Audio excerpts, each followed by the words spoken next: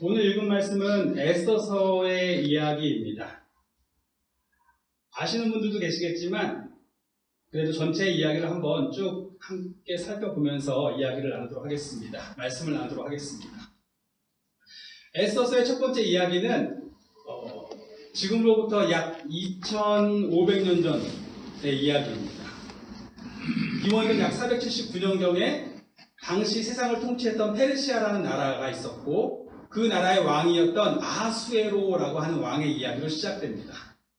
이 왕의 통치가 얼마나 강성하였는지 그가 당시에 다스렸던 나라가 무려 127개국이에요. 인도에서부터 저기 아프리카까지 다 다스렸던 겁니다.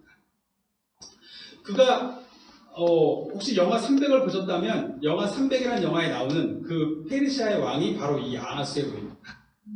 크세르라고 말하는 이 왕이 한 번은 잔치를 베풀었는데 그의 나라의 각 지방에 속한 귀족들과 장수들을 다 불러다가 잔치를 벌였는데 무려 6개월 동안 잔치를 벌입니다. 그리고 마지막 일주일 동안에는 도성에 살고 있는 모든 백성들 빈부귀천을 막론하고 모두 다 와서 마음껏 마시고 싶은 대로 먹고 싶은 대로 먹을 수 있도록 잔치를 베풉니다. 동시에 그의 왕후였던 와스디라는 사람이 있는데 그 역시도 부인들을 다 불러다가 잔치를 베풀게 됩니다. 그런데 마지막 날 왕이 거나하게 술이 취해서 기분이 좋으니까 갑자기 자기 아내를 불러오려고 하는 거예요. 왜냐하면 이 왕후 와스디가 굉장한 미인이었습니다. 그러다 보니 이 와스디를 불러서 사람들 앞에 좀 자랑하고 싶었어요. 남자는 예나 지금이나 비슷한 거예요. 그래서 자랑하고 싶은데 이 와스디에게 사신을 보내서 와라 얘기했더니 와스디가 거절을 한 겁니다. 왜 거절했을까? 그 이유에 대해서는 정확히 성경에 나오진 않아요. 하지만 학자들이 추측하기로는 페르시아 역시도 아시아 문화권이거든요. 이 아시아 전역에 고대에서부터 가장 널리 퍼져 있었던 문화 하나가 이 명예에 대한, 수치에 대한 이 문화예요. 그래서 와스디 나름대로도 지금 부인들을 초청해서 잔치를 배설하고 있는데 갑자기 왕이 자기를 오라고 해요. 근데 오라는 이유가 다른 것도 아니에요. 그냥 이쁘게 꾸미고 오라는 거예요. 그래서 외모를 보여주고 오랬는데 도저히 자존심이 허락하지 않았나 봅니다. 그래서 왕후가 거절을 해요. 왕후가 거절했다는 이야기를 듣자 이 아하수에로 왕은 분노에 휩싸입니다. 감히 나한테 거절을 해? 내가 다스리는 나라가 얼마나 큰데 감히 나에게 거절을 해? 그래서 신하들에게 묻습니다. 내가 어찌하면 좋겠는가? 그러자 가까운 신하들이 이런 얘기를 하는 거예요. 왕이시여, 만일 오늘의 이 소식이 이 왕국 여기저기에 퍼져나가게 되면 집집마다 아내들이 남편이 부를 때 아무도 오지 않을 겁니다. 아무도 남편의 말을 들으려고 하지 않을 겁니다. 그렇기 때문에 이 일에 대해서 규율을 확실히 잡으셔야 됩니다 라고 얘기했어요. 그러자 그럼 어떻게 하면 좋을까? 저 와스디를 다시는 왕 앞에 나오지 못하게 하십시오. 한마디로 폐위시키라는 얘기예요. 그리고 다시 좋은 처녀를 간택해서 왕후를 삼으시면 좋겠습니다. 왕이 화가 나기 때문에 그 말이 너무 좋게 들리는 거예요. 그렇게 하자. 그래서 그렇게 시행을 했습니다. 자, 그로부터 시간이 좀 흘러가고 왕의 진노가 가라앉고 나니까 왕후의 빈자리가 너무 크게 느껴집니다. 그러자 신하들이 그 마음을 알고 얘기하죠. 왕이시여, 이렇게 홀로 있으신 것이 좋지 아니하시니 저희로 하여금 이 땅을 다니면서 아름다운 처녀들을 선별하게 하여 주십시오. 그리고 그 처녀들 가운데 왕이 보시고 가장 마음에 드는 여인을 왕으로 삼으시면 좋겠습니다. 그래? 그거 좋겠다. 그렇게 하도록 해라 라고 허락해 줍니다. 그래서 그 땅에 있는 방방곡곡을 돌아다니면서 예쁘고 몸매 좋은 처자들을 다 골라오는 거예요. 그런데 그 와중에 에스더라고 하는 한 여인이 같이 뽑혀옵니다. 이 에스더는 누구냐면 유다인의 후손이에요. 즉 포로로 끌려왔던 남유다가 망하고 바벨론에 의해서 포로로 끌려왔던 그 유다인의 후손인데 안타깝게도 이 에스더의 부모님은 그가 어릴 때 다 돌아가셨어요. 그래서 사촌 오빠였던 모르드게라는 사람이 있는데 나름대로 나이가 좀 있었나 봐요. 그래서 그 모르드게가 이 에스더를 사촌지간이지만 딸처럼 데리고 키우게 됩니다. 그런데 이 에스더가 잘 자라서 감사하게도 이쁘고 아름답게 잘 자라서 이 에스더가 그 왕비를 위한 처녀들 가운데 뽑혀간 거예요. 모르드게가 에스더를 보내면서 절대로 너의 혈통과 민족에 대해서는 말하지 마라 라고 이야기를 해요. 그리고 이제 에스더는 가서 그 뽑힌 처녀들 가운데 훈련을 받게 됩니다. 어떤 훈련을 받냐면 준비를 하게 되는데 왕을 만나려면 12개월 동안 준비를 해야 돼요. 대단하죠. 그래서 6개월 동안에는 무슨 준비를 하냐면 온몸에 모략을 계속 바르면 돼요. 모략 오일을. 이 모략은 예전부터 그 고대에서 여기저기서 약으로 많이 쓰였던 거라고 합니다. 저는 사실 정확하게 알지 못하지만 인터넷을 보니까 동의보감에도 이 모략이 나온다고 하더라고요. 제가 사실 동의보감을 본 건 아니라서 정확한 건 모르겠는데, 그래서 이 모략이 정말 그 몸에 좋대요. 염증을 많이 없애주고, 특별히 여자분들은 그 생리통이라든지 생리불순이라든지 작은 경부암, 요즘에 정기 검진을 하는 그런 경부암의 암세포까지 죽이는 데도 효과가 있는 것으로 나타날 정도로 이 모략이 그렇게 좋다고 합니다. 그러니까 한 6개월 동안에는 몸을 건강하게 만들어줬던 것 같아요. 몸을 건강하게 해서 다른 병이 없게 하고, 그 다음에 6개월 동안에는 향유를 바르고, 냄새를 좀 혹시 나는 냄새도 없애고, 피부도 좋게 만든 다음에 화장품도 발라주고 해서 정말 최고의 아름다운 모습으로 준비시킨 후에 왕을 만나게 한 겁니다. 그런데 왕을 만날 때에 왕이 하룻밤을 지내고 나서 그 여인이 마음에 들어 계속 부르면 다행인데, 하룻밤이 지나고 나니 지난밤 만났던 여인이 어떤 이름을 가지고 있는지 생각이 나지 않는 거예요. 그러면 그 여인은 안타깝게도 나머지 생을 그냥 별궁에 들어가서 살아야 돼요. 사실 굉장히 안타까운 거죠. 그런데 다행히도 이 에스더라는 여인은 왕의 눈에 들었어요. 왕이 에스더를 너무 좋아해서 계속 에스더만 찾는 거예요. 그래서 결국 에스더가 왕후가 됩니다.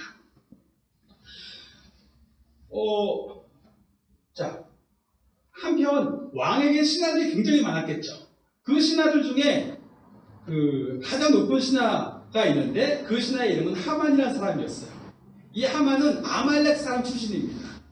아말렉은 대대로 사실 유다인과 원수지간인데 그들도 어떻게 거기까지 포로로 끌려왔는지 거기에 살다가 거기서 가장 높은 자리에 오른 거예요. 왕이 이 신하를 얼마나 총애했냐면 모든 다른 신하들은 이 신하에게 다 절하라 라고 말할 정도로 총애했어요. 그래서 하만이 지나가면 다른 신하들이 다 절하고 어쩔 줄을 몰라 하는 거예요. 그런데 안타깝게도 이 하만이 궁궐 밖을 나가면 딱 한 사람은 이 하만을 지나가든지 말든지 계속 모른 척 하는 거예요. 절하지 않는 거예요. 그래서 하만이 지나가면서 늘 이 사람들이 너무 기분이 상하는 거예요. 그 사람 이름이 뭐냐면 모르드게예요. 그래서 모른 척 하는 거예요. 그래서 이 하만이 너무 화가 나니까 저 모르드게가 도대체 누구인가? 또 알고 봤더니 유다인인 거예요. 우리의 원수, 유다인의 후손이 나를 또 여기서 멸시하는구나. 내가 저 모르드게를 가만두지 않으리라 하고 그를 죽이기로 마음을 먹습니다. 그런데 모르드게만 죽이는 게 너무 작게 여겨지는 거예요. 이 기회에 유다인 전체를 다 죽여야겠다. 그래서 결단을 합니다. 그리고 친구들과 그것을 의논하고 그럼 어떤 날 죽이면 좋을까? 우리가 이사갈 때 손 없는 날 이사가면 좋겠다고 하는 것처럼 어느 날 죽이면 좋을까 해서 제비를 뽑아요. 제비를 뽑는데 이 제비 뽑음에 사용했던 게 부르라고 하는 주사위가 있습니다. 고대에 사용했던 주사위가 있는데 부르라는 거예요. 그 부르를 던져서 날을 정해보니까 12월, 유대인의 종교력이에요. 우리로 따지면 약 3월 정도 되는 날인데 아달월 13일에 죽이면 되겠다라고 나왔어요. 그래서 왕께 들어가서 청합니다. 왕이시여, 왕국에 얼마나 많은 민족들이 있습니까? 그런데도 그 모든 민족이 다 화합하며 잘 살고 있는데 유독 한 민족만 그 화합을 깨트리고 다른 사람을 힘들게 합니다. 그 민족을 차라리 없애시는 것이 왕의 왕국을 위해서 더 유익할 것 같습니다. 그래? 그럼 그 민족을 없애라. 그래서 그 명령을 받자와 나가서 온 땅에 조서를 보내는데 유다인은 아달월 13일 날 다 죽여라 이렇게 간 거예요. 이 소식을 듣자 유대인들이 난리가 난 거죠. 도성 안에 있는 유대인들도 다 난리가 났어요. 모르드게 역시도 그 소식을 들었습니다. 그는 그 즉시 베옷을 입고 죄를 뒤집어 쓰고 슬퍼하며 괴로워합니다. 그런데 이 모르드게가 왕후 에스더의 친척이다 보니까 자연스럽게 그 이후로도 계속 소식이 오고 갔어요. 그런데 에스더의 신하들이 와서 보니까 모르드게가 죄를 뒤집어 쓰고 막 괴로워서 어쩔 줄 몰라 하는 거예요. 무슨 일인가 에스더에게 전하니 에스더가 무슨 일인지 물어보게 해라. 알고 봤더니 이러이러한 일이 벌어졌습니다. 그러면서 하는 얘기가 왕후께서 우리를 대신하여서 왕께 나아가 제발 간청 한번 들어주십시오. 이 민족을 살려달라 간청 한번 들어주십시오. 그런데 에스더의 말이 누구를 막론하고 왕이 부르지 않는데 그 앞에 먼저 나가면 죽습니다. 그게 페르시아의 법입니다. 그렇겠죠. 페르시아의 그 큰 나라를 다스리는 왕이니까 언제든지 암살의 위험에 도사릴 수 있잖아요. 왕이 부르지 않는데 함부로 들어오면 안 되는 거예요. 그래서 무조건 죽임을 당하는 거예요. 그리고 저도 요즘에 30일 동안 왕을 못 봤습니다. 그런데 제가 왕 앞에 나갔다가 죽임을 당하면 어떡합니까? 하고 얘기하죠. 그러자 모르드게가 왕비님, 지금 왕비님은 왕궁에 있으니까 유다인들 다 죽을 때 혼자 안 죽을 거라고 생각하는 것 같은데 아니에요. 유다인들 죽을 때 같이 죽을 겁니다. 그리고 만약에 이 일에 왕비님이 나서지 않는다면 하나님은 분명히 다른 사람들을 통해서 유대인 민족들은 다른 곳을 통하여서 도우심을 입어 살게 될 것입니다. 하지만 이 일에 나서지 않으신 왕후님은 분명히 죽임을 당할 것입니다. 혹시라도 왕후께서 그 자리에 오르신 것이 바로 오늘을 위함인 것인지를 어떻게 합니까? 누가 합니까? 라고 얘기를 해요. 근데 그 이야기를 듣자 이 에스더가 깜짝 놀라면서 맞습니다. 그렇다면 제가 해보겠습니다. 그러면 저와 같이 이 도성 안에 있는 모든 유대인들은 앞으로 3일 동안 금식을 해주십시오. 그러면 저도 같이 금식을 기도를 하고 마지막 날 제가 왕 앞에 나가서 한번 얘기해 보겠습니다. 왕이 나를 살리시면 살리시는 것이고 죽이시면 내가 죽겠습니다. 그러고 나가요. 자, 그로부터 3일 후 에스더가 왕 앞에 나갑니다. 감사하게도 에스더가 나왔을 때 그 3일 동안 금식한 에스더의 모습이 너무너무 아름다워 보였나 봐요. 왕이 에스더를 보고 나서 에스더여 어쩐 일이오 하면서 금귀를 내밉니다. 페르시아의 법에 금귀를 내밀면 살아요. 그래서 그 귀를 잡고 에스더가 일어나자 도대체 무슨 급한 일이 있기에 여기까지 온 것이오? 소원을 말해보시오. 그러자 에스더가 제 소원은 큰 것이 아니고 제가 잔치를 벌일 텐데 잔치에 좀 와주십시오. 그리고 왕께서 총애하시는 신하 하만도 좀 데리고 와주십시오. 그래? 알겠어. 그리고 가서 바로 하만을 불러다가 잔치에 갑니다. 잔치에 가서 너무너무 행복한 거죠. 그래서 왕이 얘기합니다. 설마 당신이 소원이 잔치에 오라고 했겠어. 잔치에 왔으니 자 이제 진짜 소원을 얘기해 보시오. 뭐요? 왕국의 절반이라도 달라면 내가 주겠어. 그런데 이 에스더가 제가 소원이 사실 있기는 한데 내일 말씀드리겠습니다. 내일 한 번만 더 잔치에 와주십시오. 라고 하고 보내게 됩니다. 알겠어 하고 이제 가게 되고 이제 하만은 거기서 같이 나와서 집으로 돌아갑니다. 너무너무 기분이 좋아요. 그래서 돌아가서 친구들과 아내를 불러 모아서 갑자기 자랑질을 하기 시작합니다. 야, 내 삶이 얼마나 행복한 줄 알아? 돌이켜보니 나처럼 축복받은 사람도 없어. 봐봐, 내가 이 페르시아에서 가장 높은 자리에 올랐지. 많은 사람들이 나를 우러러보지. 그리고 우리 집안이 날마다 번성하고 있지. 또 심지어 왕후께서도 나를 사랑하셔서 다른 신하들 아무도 안 불렀는데 나만 불렀어. 너무너무 좋아하는 거예요. 그런데 하만의 얼굴이 한쪽이 그늘해집니다. 그런데 내가 이렇게 행복해도 기쁘지가 않아. 왜? 오는 길에 또 모르드게를 만났어. 그 모르드게가 또 오늘 나를 모른 척하는 거야. 어떻게 하면 좋겠어? 그러자 친구들이 말합니다. 그러면 이왕이 유다인을 죽이기로 한 건데 굳이 기다리지 말고 모르드게만 먼저 죽입시다. 그래? 그거 좋다 싶어서 하만이 바로 자기 집 뒤에다가 큰 장대를 달았다. 무려 20m짜리 장대를 달아서 여기에 모르드게를 매달리라 결단합니다. 그리고 그것을 허락받기 위해서 왕에게 아침이 되자마자 막 궁궐로 들어가요. 한편 지난밤 잔치에서 거나하게 취하고 기분이 좋은 왕은 잠이 와야 되는데 이상하게 잠이 안 와요. 이 밤에 잠이 안 오니 뭘 할까 하다가 사관을 불러서 야, 그동안 내가 다스리고 나서 이 나라에 있었던 일들 한번 쭉 읽어봐라. 그래서 사관이 쭉 읽어줘요. 근데 읽다 보니까 이상한 얘기가 나와요. 얼마 전에 왕의 두 신하 넷인데 문지기 넷이에요. 문을 지키는 넷이가 왕께 앙심을 품고 왕을 죽이기로 모의를 했던 거예요. 그런데 그 얘기를 성 밖에 나가서 얘기하는 것을 성 밖에 있는 모르드게가 듣고 그것을 에스더에게 고하고 에스더가 왕께 고해서 그 두 사람을 잡아서 처형했던 사건이 기록된 것을 듣게 됩니다. 그러자 왕이 그러면 모르드게에게는 그때 어떤 상을 내렸느냐? 아무 상을 내린 게 없습니다. 그래? 그럼 모르드게에게 상을 내려야 되겠네? 그러면서 그 이야기를 나누는 가운데 해가 벌써 떠올랐어요. 그래서 바로 밖을 쳐다보면서 괴 아무도 없느냐? 라고 했는데 마침 하만이 와 있는 거예요. 하만 들라 해라. 네. 하만아, 내가 정말 존귀하게 하고자 하는 한 사람이 있다. 내가 어떻게 해주면 좋을까? 하만이 생각합니다. 왕께서 존귀하게 하고자 하는 이가 나밖에 누구겠는가? 나처럼 총애하는 사람이 없는데 왕이 나를 또 어떻게 존귀하게 하시려고 하는가? 그래서 하만이 말합니다. 왕이시여, 왕이 존귀하게 하시고자 하는 사람이 있으면 그에게 왕이 입는 똑같은 옷을 입히고 왕이 쓰신 관을 씌우고 왕이 타는 말에 태워서 왕이 총애하시는 신하에게 그 말을 끌고 다니면서 왕을 기쁘게 하는 사람에게는 이렇게 존귀케 하신다 외치게 하십시오. 그럼 사람들이 다 그것을 보면서 와, 나도 왕을 좀 기쁘게 하는 사람이 되어야 되겠다 생각하지 않겠습니까? 그러자 왕이 잘했다, 좋다, 그렇게 하자. 그럼 어서 나가서 모르드게에게 그렇게 하고 와. 그리고 네가 내가 가장 아끼는 신하이니 그 앞에 말을 끌고 다녀라 라고 시키는 거예요. 그래서 하만이 나가서 케이스 돌아다니면서 왕을 기쁘게 하는 사람은 이렇게 존귀케 합니다 라고 하루 종일 모르드게를 모시고 다녔던 거예요. 집으로 돌아오는 하만은 얼굴을 싸매고 너무 부끄러워 어쩔 줄 모릅니다. 아니 내가 이렇게 되다니. 그래서 친구 아내에게 말하죠.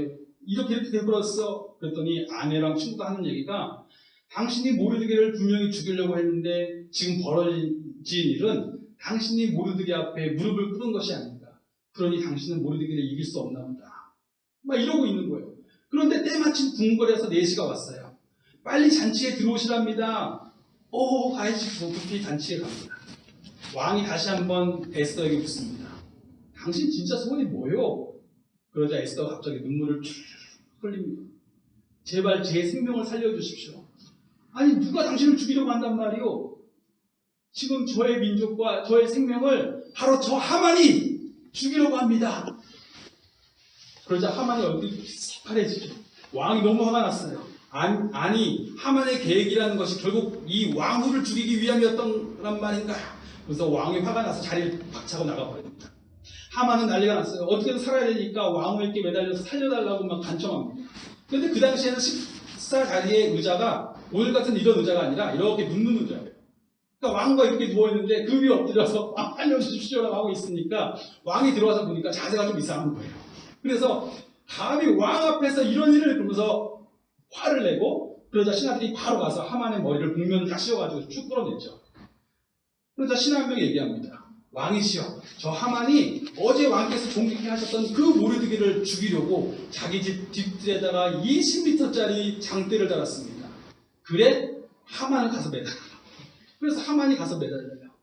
신명기 23장에 나오는 것처럼 나무에 매달려 죽은 거예요. 하나님께 저주를 받은 거죠. 그렇게 죽고 나니까 이제 에스더가 사실은 이 모르드게가 저의 사촌 오빠입니다. 그리고 저희가 유다 민족입니다. 얘기를 하게 됩니다. 그리고 이들이 간청하죠. 제발 저희를 살려주십시오. 그러자 왕이 이미 한 번 내린 조서를 변개할 수는 없으려니와 대신 너희가 다시 조서를 내려라. 그 조서에 같은 날 유다인들이 죽임을 당하게 가만히 있는 것이 아니라 유다인들끼리 함께 모여서 자신들을 지키고 공격하는 사람이 있으면 그들을 대적할 수 있도록 조서를 다시 내려라. 그렇게 해줍니다. 그래서 감사합니다 하고 온 땅에 다시 조서를 막 내려요. 그리고 그 조서가 누구의 이름으로 나가냐면 모르드게의 이름으로 나가는 거예요. 유다의 모르드게. 그러자 지방에서 그 편지를 받아든 관원들은 내가 누구를 도와야 될지 분명하게 아는 거예요. 같은 날 한쪽은 유다인을 죽일 거고 한쪽은 유다인은 그것을 막아서 반격을 할 거예요. 관원들은 내가 누구 편에 서야 앞으로 승진할 수 있는지 잘 알고 있었어요. 그래서 13일이 되었을 때에 정작 승리한 건 유다인이었어요. 그의 대적들이 다 죽고 관원들도 전부 다 유다인 편에 서주고 그렇게 해서 유다인의 승리로 이야기가 끝이 납니다.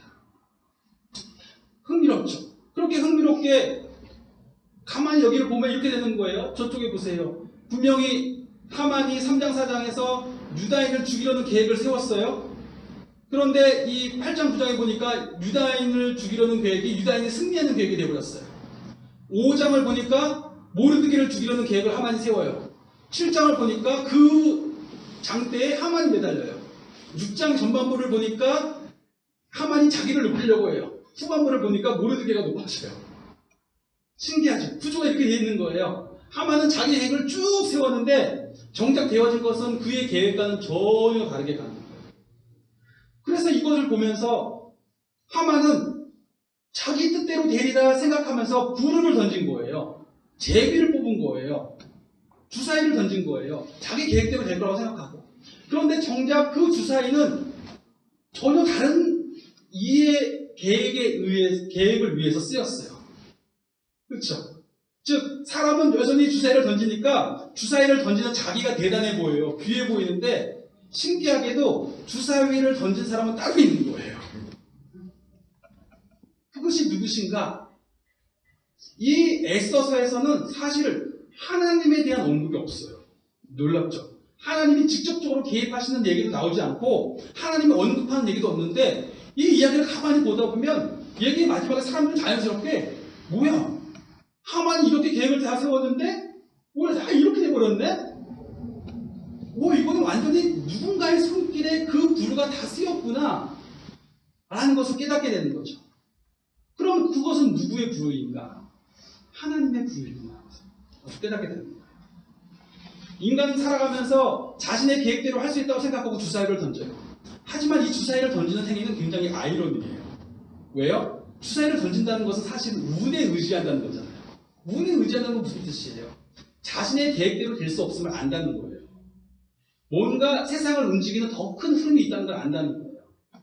그러니까 하만은 주사위를 던지면서 겉으로는 내가 다스리지라고 던진 거지만 사실 그 행동 속에는 제 힘대로 제 뜻대로 안 될 거예요 라고 하면서 던진 아이러니가 있는 거예요.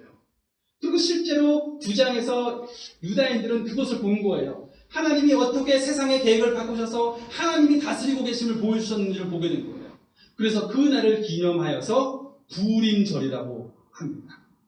그들은 이 날을, 이 교훈을 후세에 대대로 알게 하자라고 하여서 그 날을 절기로 정합니다. 부림절.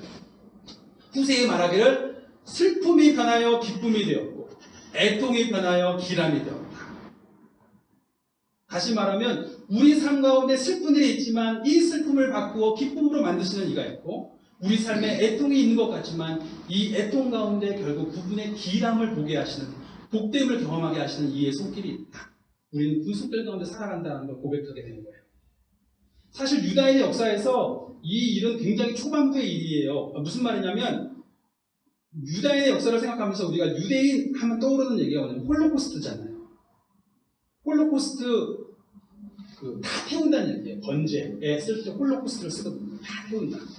그런데 히틀러라는 사람이 유대인 600만 명을 그렇게 학살한 거예요. 그래서 우리가 그것을 들으면서 정말 엄청난 사건이다라고 생각하는데 사실은 이미 유대인들은 그보다 훨씬 오래전에부터 유럽에서 그렇게 살아왔어요.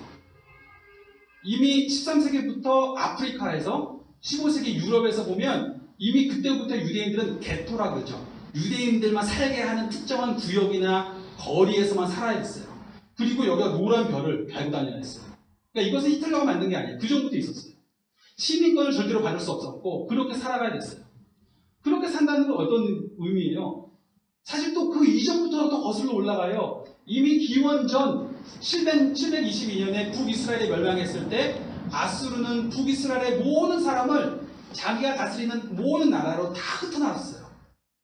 그리고 기원전 586년에 북남유다가 망했을 때도 바벨론도 다 끌고 가요. 북에 끌려가는 게 싫어서 어떤 사람은 또 이집트로 도망갔어요. 즉 그들의 삶은 이미 수천 년 동안 난민 생활을 한 거예요. 난민 생활을 하고 포로 생활을 하고 소수민족으로 살아가야 했던 거예요. 이방인으로 살아가야 했던 거예요. 그것은 굉장히 괴로운 일이었을 거예요. 그렇죠?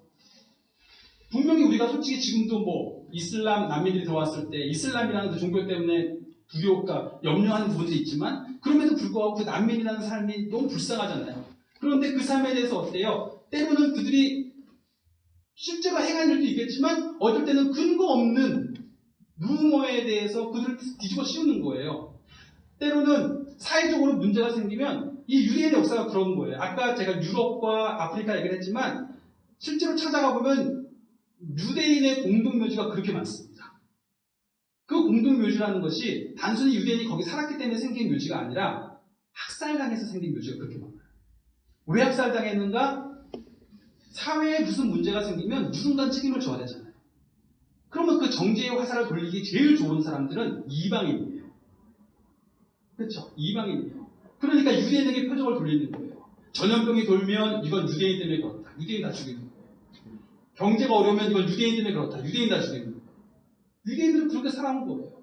그러니까 사실 지금 팔레스타인 땅에서 그들이 하는 행동이 다 옳다는 건 아니지만 그들이 그렇게 민감하게 반응할 수밖에 없는 이유가 그렇게 살아왔기 때문에 그들은 자신들이 지키지 않으면 안 된다고 하는 그런 절박함이 있는 거예요. 그런데 그들에게 이 에스더의 말씀이 어떤 의미가 있었을까? 가장 초기에 일어난 일이잖아요. 유대인들이 페르시아 전역에서 학살당할 수 있는 상황 속에서 하나님이 그렇게 구원하셨다는 이야기를 들으면서 그들이 어떤 소망을 얻었겠습니까? 그들이 살아오면서 얼마나 많이 슬펐겠어요. 얼마나 많이 애통했겠습니까? 그런데 그런 순간마다 하나님이 이 슬픔을 바꾸셔서 기쁨이 되게 하실 것이다. 이 애통을 바꾸셔서 결국은 기람이 되게 하실 것이다.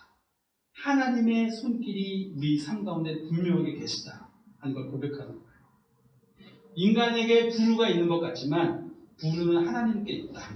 이것이 이 에스더서를 통해서 유대인들이 그리고 그것을 성경으로 받게 된 우리 그리스도인들이 하는 고백입니다. 부르는 사람에게 있는 것이 아니라 하나님께 있습니다. 하나님이 이 세상을 다스리고 계시는 것입니다. 이렇게 다스리시는 것을 보면서 우리가 하는 얘기가 뭐냐면 하나님의 섭리라는 고백을 하는 거예요. 겉으로 드러나는 하나님의 직접적인 개입은 없는 것 같지만 결국 하나님께서 그 모든 이 세상의 사건들을 사용하셔서 그분의 뜻을 이루어 가시는 이 역사를 섭리라고 합니다. 에스더서의 마지막은 어떻게 끝나냐면 아하수에로 왕의 영광을 다시 한번 묘사를 해요. 아하수에로 왕이 얼마나 강성한 왕이었는지 얘기를 합니다. 즉 에스더서의 맨 처음도 아하수에로가 얼마나 놀라운 영광을 가지고 있었는지, 맨 마지막도 아하수에로가 얼마나 놀라운 영광 속에 살아가고 있는지를 이야기하는 거예요. 에스더서를 만약에 전체로 읽지 않고 1장과 10장만 읽은 사람이라면 이야, 아하수에로의 영광 대단하다. 정말 아하수에로의 권세라는 것은 이루 말할 수 없겠구나 라고 생각할지 모릅니다.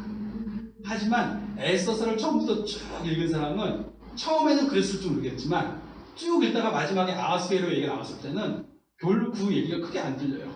왜요? 이미 그것보다 더 크게 본 것이 있기 때문에 그렇습니다. 인간의 삶을, 인간의 계획을 놀랍게 이끌어 가시는 하나님의 주권을 보았기 때문에 그렇습니다.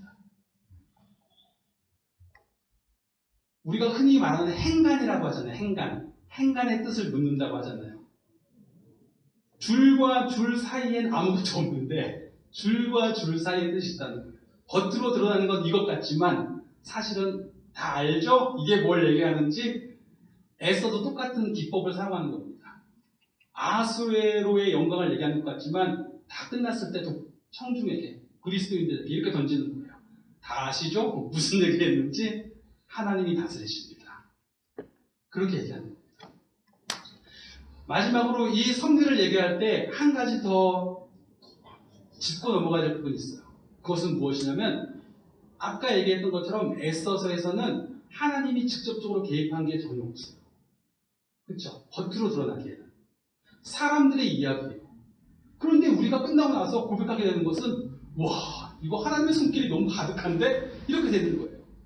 무슨 말이냐면 하나님의 다스리심은 사람의 일함 속에 함께하는 것입니다. 우리가 생각할 때에 내가 진인사 대천명 얘기할 때에 그럼 사람이 하는 일은 어디까지지? 70%여야 되나 90%여야 되나 생각할 줄 몰라요. 그럼 하나님이 나머지는 채워주시겠지. 그런데 성경이 가르치는 그것은 아닙니다. 성경은 사람은 사람에게 주어진 일, 하나님께서 그들에게 주어진 자리에서 하나님을 믿는 백성으로서 그들이 해야 될 일을 계속해 나가는 거예요. 그러면 하나님이 그 모든 걸음 가운데 그대로 함께하고 계시는 거예요.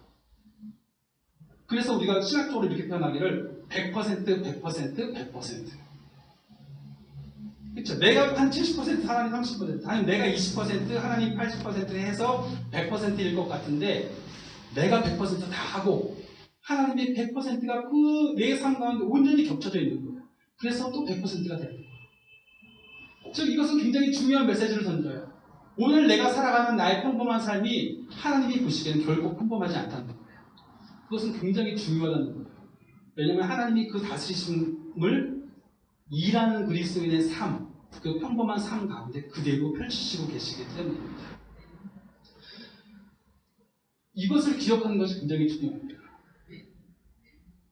어제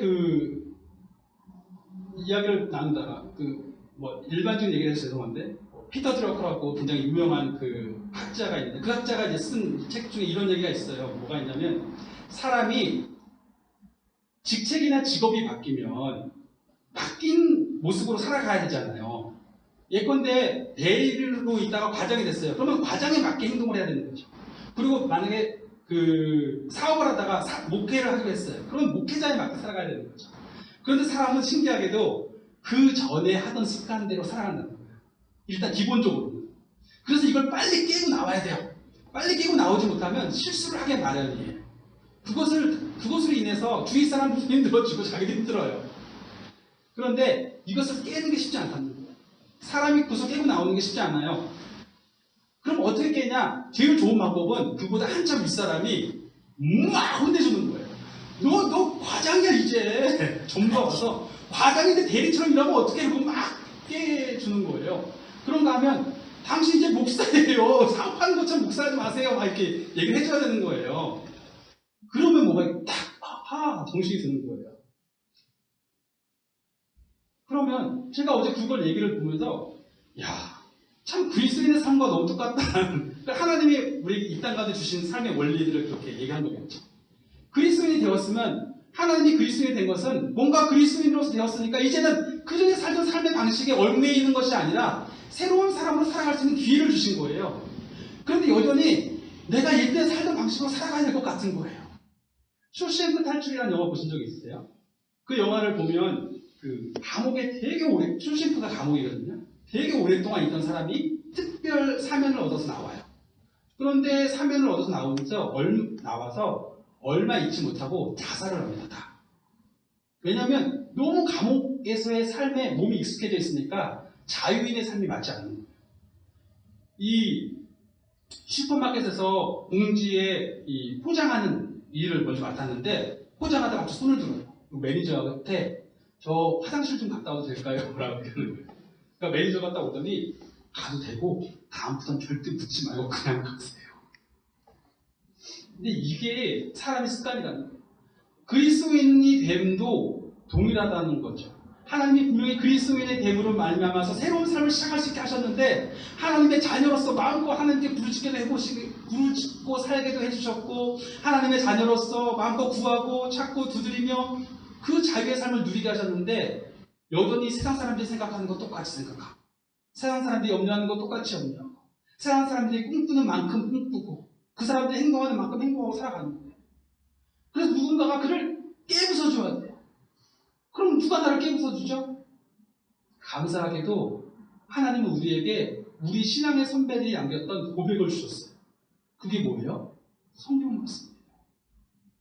성경 말씀은 어느 날 하늘에서 갑자기 뚝 떨어져서 이게 말씀이 떨어졌냐고 본 게 아니에요. 하나님 신앙을 갖고 살았던 사람들의 수많은 역사 속에서 그들의 신앙의 고백을 적어놨던 거예요. 그런데 하나님이 그 고백을 그대로 하나님의 말씀이 되게 사용하신 거예요. 100%가 된 거예요. 어떤 사람은 하나님 믿는 신앙 가운데 내가 어떻게 살아야 되나 하면서 편지를 쓰기도 했고 어떤 사람은 시를 쓰기도 했고 어떤 사람은 역사를 기록하기도 했는데 하나님이 그 믿음 가운데 그의 자리에서 썼던 그 글들을 그대로 사용하셔서 하나님의 말씀이 되게 하신 거예요. 즉 이것은 신앙의 선배들을 통하여서 하나님이 우리에게 주신 고된 가르침이에요. 그래서 하나님의 말씀, 하나님의 백성은 늘 하나님의 말씀 가운데 서 있어야 된다는 거예요. 누군가가 나를 깨우쳐줘야 돼요. 내가 그렇게 살면 안 된다고, 당신은 이제 그렇게 살 사람이 아니라고, 당신의 삶이 어제와 똑같다 보일지 몰라도 사람들이 보기에는 어제처럼 똑같이 아침 일어났고 어제처럼 똑같이 아침 먹었고 어제처럼 똑같이 직장에 출근하니까 다 똑같다 보일지 몰라도 당신의 삶은 똑같지 않다는 거예요. 하나님이 보시기에는 당신의 삶은 너무 귀한 이미 하나님의 일을 시작하고 있는 삶이에요. 하나님이 그 일을 사용하실 거예요.